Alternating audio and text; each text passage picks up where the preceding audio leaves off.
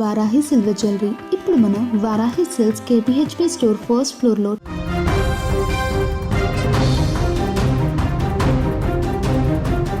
America Israel కలిసి ఇరాన్పై బాంబుల వర్షం కురిపిస్తుంటే మధ్యప్రాచ్యం అగ్నిగుండంలా మారింది. నిన్నటి దాకా కేవలం వార్తల్లో చూసిన యుద్ధం ఇప్పుడు నేరుగా భారతీయుడి వంటింట్లోకి, పెట్రోల్ ట్యాంకుల్లోకి సెగలు పుట్టిస్తోంది. ఇరాన్ వేసిన హర్మూజ్ స్కెచ్తో ప్రపంచానికి చమురు సరఫరా నిలిచిపోయే ప్రమాదం ముంచుకొస్తోంది.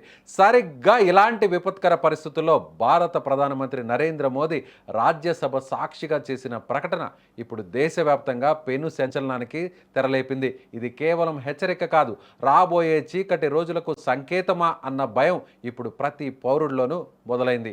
పశ్చిమాసియాలో గత 25 రోజులుగా క్షిపణులు, డ్రోన్లు మారణ హోమం సృష్టిస్తూనే ఉన్నాయి.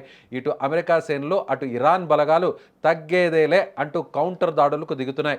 యుద్ధం తీవ్రత పెరగడంతో ఇరాన్ వ్యూహాత్మకంగా హర్మూజ్ జలసంధిని మూసివేసింది. దీనివల్ల ప్రపంచ దేశాలకు వెళ్లే క్రూడ్ ఆయిల్ నిలిచిపోయింది. దీని ప్రభావం భారత్పై అప్పుడే మొదలైంది. దేశంలోని ప్రధాన నగరాల్లో పెట్రోల్ బంకుల వద్ద కిలోమీటర్ల మేర క్యూలు కనిపిస్తున్నాయి. నో స్టాక్ బోర్డులు వాహనదారుల గుండెల్లో రైళ్లు పరిగెత్తిస్తున్నాయి. గ్యాస్ సిలిండర్ల కోసం సామాన్యుడు పడరాని పాట్లు పడుతున్నాడు.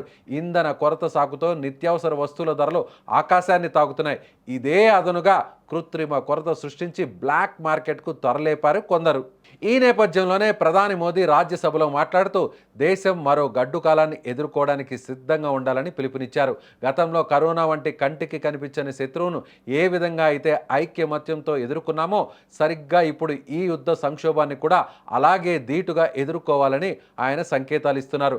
ఆత్మవిశ్వాసంతోనే ఈ విపత్తు నుంచి బయటపడగలమని ప్రభుత్వం ప్రజలకు అండగా ఉంటుందని భరోసా ఇచ్చారు.